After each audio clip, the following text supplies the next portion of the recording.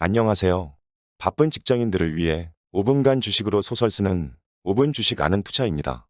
이번 시간에는 전기차 관련주 동시에 수소 경제 관련주 동아화성에 대해 알아보겠습니다. 바로 시작하겠습니다.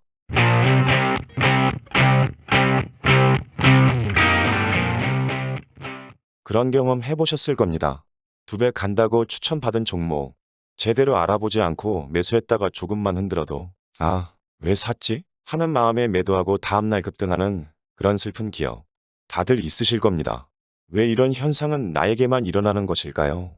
그 이유는 왜 그 종목을 샀는지 스스로에게 확신을 주지 못하였기 때문입니다.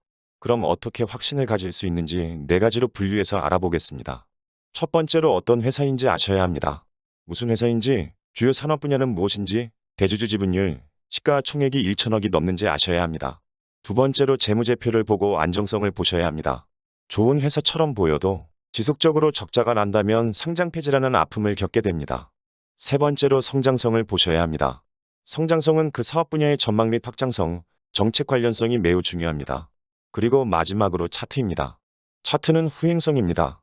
그러나 그 안에 녹아있는 심리와 흔적들은 매우 중요합니다. 본인이 매수한 자리에 따라 보이는 것이 달라지기 때문입니다.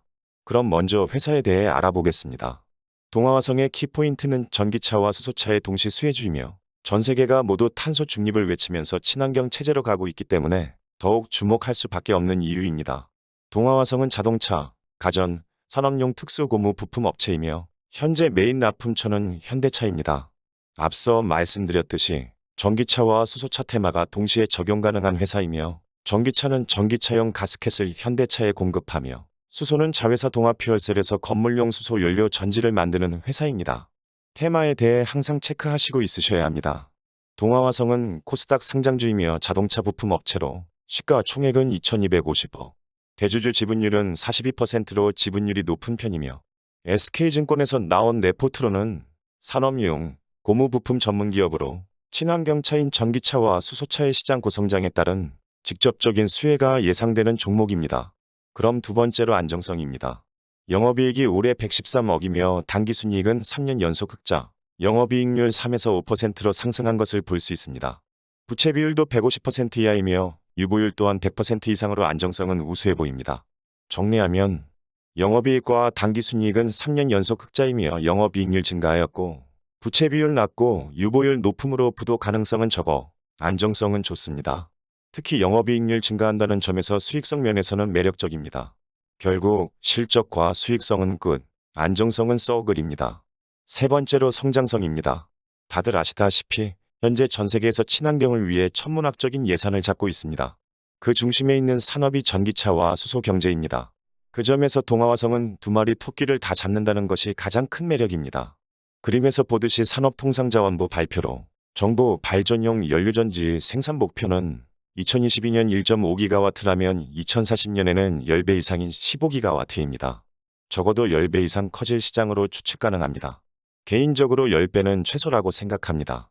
또한 전기차 또한 2020년 850만 대에서 25년에는 2200만 대로 성장하는 사업입니다. 절대 지나칠 수 없는 테마죠.